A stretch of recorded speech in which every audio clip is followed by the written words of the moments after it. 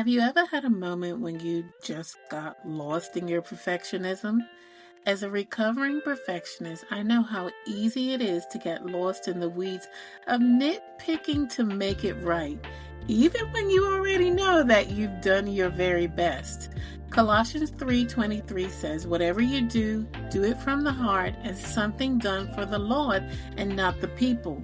What I realized is that many times I was holding back on sharing my thoughts, my ideas, and work because I was making it about me and what others would think of me. Let's just say it now. I am not perfect, but I strive for excellence and to be a better me every day.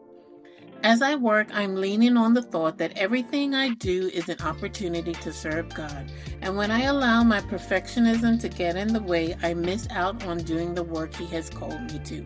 Remember, when we focus on God, we uncover our purpose and discover joy in all that we do. Thank you for joining me for another 1 minute on purpose.